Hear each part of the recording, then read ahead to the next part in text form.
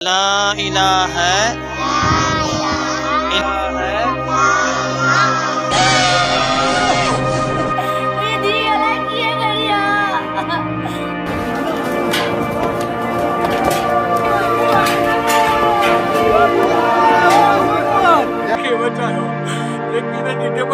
पूरी करो चाचू मां मरी करो मावे ये सो मुझी हालत सो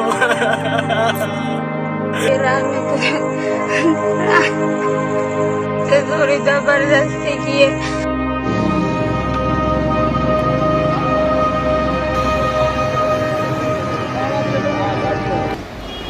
सीएए पर हिंदुओं को ज़्यादा खुश होने और मुसलमानों को नाराज होने की ज़रूरत नहीं है। सरकारें कई कानून लागू करती हैं। यदि प्रत्येक कानून पर इस तरह से अफवाहें फैलाई जाएंगी तो कुछ देर के लिए देश की शांति भंग की जा सकती है, लेकिन यह भी पता चल जाता है कि भविष्य में काम कैसे करना है। फिलहाल नागरिकता संशोधन कानून पाकिस्तानी, बांग्लादेशी और अफगानिस्तानी सिख, हिंदू, ईसाई, बौद्ध, जैन और पारसी धर्म के उन लोगों को जीने का अधिकार देगा, उन्हें भारतीय नागरिकता देगा जो जान बचाकर उन देशों को छोड़कर भारत में शरणार्थी के रूप में रह रहे हैं। देश के दुश्मन इस समय सीएए कानून के विरुद्ध फर्जी खबरें फैला रहे हैं। यह कानून नागरिकता देता है, किसी की नागरिकता छीनता नहीं। इसलिए भारत के हिंदू, सिख या भारत के मुसलमानों का इस कानून से कोई लेना देना नहीं है। भारत के किसी भी नागरिक को यह कानून प्रभावित नहीं करता। ऐसे में इसे एंटी मुस्लिम या प्रो हिंदू बताना गलत है। 1947 में भारत के टुकड़े हिंदू मुस्लिम के आधार पर हुए थे। मुसलमानों को उनका देश पाकिस्तान मिला, लेकिन हिंदुओं को कोई देश नहीं मिला। भारत हिंदू राष्ट्र उसी समय घोषित कर देना चाहिए था, लेकिन कांग्रेस पार्टी ने 15 अगस्त 1947 के बाद देश तोड़ने वाली मुस्लिम लीग के लाखों कार्यकर्ताओं को कांग्रेस पार्टी में शामिल करवा दिया। जो लोग एक रात पहले भारत तोड़कर अपने लिए एक बड़ा भूभाग ले चुके थे, वे भारत में ही टिक गए और मुस्लिम लीग के नेता कांग्रेसी बन गए। मुसलमानों ने पाकिस्तान भी ले लिया और भारत में भी टिके रहे। देश में मुस्लिम राजनीति को अब समाप्त करने का समय है। आए दिन होने वाले उपद्रवों को सदा सदा के लिए रोक देना चाहिए, अन्यथा भारत का एक देश के रूप में अखंड रहना मुश्किल है। मुसलमानों ने जो देश ले लिए थे, आज वहाँ गैर मुसलमानों का जीना लगभग नामुमकिन बना दिया गया है। 1947 में उन्हें पाकिस्तान ने रोक लिया था। पाकिस्तान की गैर मुस्लिम आबादी असल में वहाँ की इस्लामिक सरकारों और जिहादी समाज की बंधक है। पाकिस्तान का समाज, वहाँ के छोटे छोटे बच्चे भी हिंदुओं के नरसंहार की बातें करते हैं। गैर मुसलमान इन देशों में पोल्ट्री फार्म की मुर्गियों की तरह हैं। पाकिस्तानी मुसलमानों का जब मन करता है वे पिंजरे से मुर्गा निकालते हैं और हलाल कर देते हैं। बांग्लादेश में भी हिंदुओं के यही हाल है। 1971 में पाकिस्तान से टूटकर बांग्लादेश बना। भारतीय सेना ने बांग्लादेशी महिलाओं को पाकिस्तानी पंजाबी सेना से बचाया, लेकिन फिर क्या हुआ? आज लगभग 5 करोड़ बांग्लादेशी मुसलमान भारत में घुसपैठ कर चुका है। पंजाब में ज़्यादातर गाय खाने वाले वही बांग्लादेशी रोहिंग्या मुसलमान हैं। 1971 के बाद से बांग्लादेश की हिंदू महिलाओं का लाखों की गिनती में अपहरण और बलात्कार हुआ। आज बांग्लादेश किसी तालिबान पाकिस्तान से कम खतरनाक नहीं है। बांग्लादेशी घुसपैठिए भारतीय अर्थव्यवस्था को भी खोखला बना रहे हैं। 47 में बहुत सारे हिंदू, सिख, बौद्ध, जैन और पारसी उन देशों में छूट गए थे। ईसाइयों को भी बांग्लादेश, पाकिस्तान और अफगानिस्तान का बहुसंख्यक समाज पूरी तरह से नष्ट कर देना चाहता है। 1950-60 के दशक तक अफगानिस्तान और पाकिस्तान में सिखों की अच्छी खासी गिनती थी। अफगानिस्तान के कोने कोने में गुरबानी सुनी जाती थी। रंग बिरंगी पगड़ियों से मुल्क खिला रहता था। अब वहाँ गुरबानी सुनने वाला कोई नहीं बचा। लाखों की सिख गिनती 2024 में घटते घटते दहाई के आंकड़े तक पहुँच चुकी है। सिख अफगानिस्तान से उजड़ चुका है। इसका एक ही कारण है, मुस्लिम देशों में गैर मुसलमानों को बराबरी का हक ना मिलना। रोजाना पाकिस्तान में हिंदू लड़कियों को उठाया जा रहा है, उन्हें मुस्लिम लड़कों के साथ ज़बरदस्ती ब्याह दिया जाता है।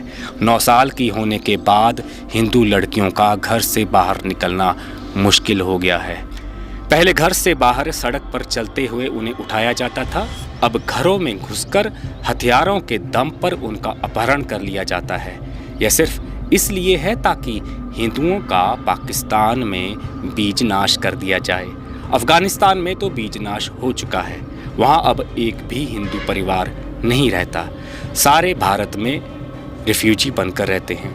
पाकिस्तान अफ़गानिस्तान में तो शायद कोई पारसी बचा ही नहीं है। एक समय था जब पाकिस्तान के व्यापार में पारसी समुदाय बड़ी भूमिका निभाता था, लेकिन अब हमारा पड़ोसी मुल्क पारसी वहीन हो चुका है। बौद्धों की तो बात ही छोड़ दीजिए। अफ़गानिस्तान में तालिबान ने भगवान बुद्ध की मूर्तियों को तोप के गोलों से उड़ा दिया था। आए दिन पाकिस्तान का कोई ना कोई ईसाई व्यक्ति आग के हवाले कर दिया जाता है। ईश निंदा के चलते ईसाई पाकिस्तान में घुट-घुट कर जी रहा है। उनकी नेशनल क्रिकेट टीम नहीं बची। यूसुफ शोहाना ईसाई था, उसे मुसलमान बनना पड़ा। मशहूर स्पिनर दानिश कनेरिया ने बताया है कि पाकिस्तान की राष्ट्रीय क्रिकेट टीम में खेलते हुए उसके साथ सौतेला व्यवहार होता था, उसे मुसलमान बनने के लिए मजबूर किया जाता था। बहुत सारे पाकिस्तानी क्रिकेटर तो अब मौलाना बन गए हैं। यहाँ भारत में देखिए, ईसाई मत गांव-गांव में पहुँच रहा है। भारत की तासीर प्रेम वाली है। भारत से सुंदर देश पूरी दुनिया में नहीं है। यहाँ जितनी आज़ादी है उतनी तो अमेरिका या यूरोप में भी नहीं है। भारत में जो चाहे करो, कौन रोकता है? इसलिए प्रेम की इस भूमि में साजिशें और षड्यंत्र ज़्यादा दिन तक सहन भी नहीं किए जा सकते। सत्य सनातन की भूमि पर उपद्रव के लिए कोई स्थान नहीं होना चाहिए। सिख भी जानते हैं कि अफ़गानिस्तान में अब गुरु ग्रंथ साहिब जी का प्रकाश करना असंभव है। कई मौक़ों पर तो गुरु साहिबान को भी रेस्क्यू करके भारत लाना पड़ा था।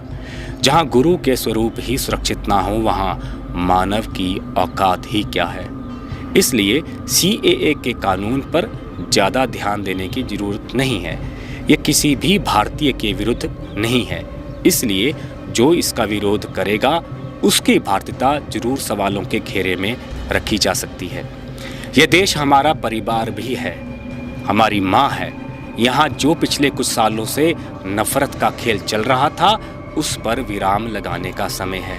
दुनिया में जब जब कोई देश बड़ी शक्ति बनकर उभरता है, तब तब उसके भीतर चिंगारी फैलाने की कोशिश होती है। 1947 में जो गलती हो गई उसे दोहराने की ज़रूरत नहीं है। यह कानून जिन्हें पसंद नहीं है, वे हिंदू, सिख, ईसाई, बौद्ध, जैन और पारसी समाज को भी पसंद नहीं करते। अर्थात मामला सिर्फ कानून का नहीं है। विपक्ष स्पष्ट रूप से नरसंहार झेल रहे समाज को भारत में सुख की सांस लेते देख दुखी है। भारत सत्य सनातन वैदिक धर्म की भूमि है।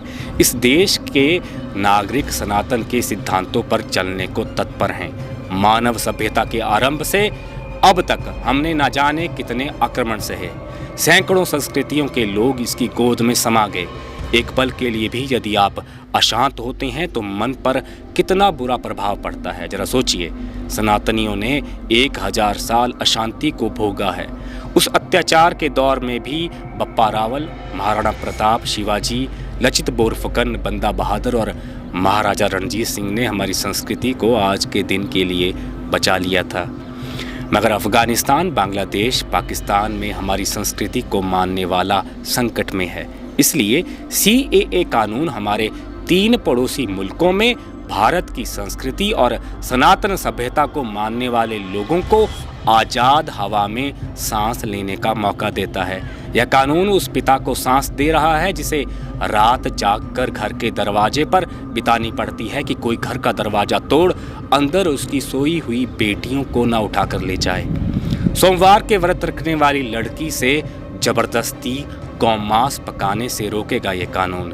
जीसस को प्रेम करने वाले किसी चौराहे पर न लटका दिए जाएं, उन ईसाइयों को बचाता है ये कानून। भारतीय जनता पार्टी से भी कहना चाहता हूं कि लटका लटका कर कानून पास ना किया करें।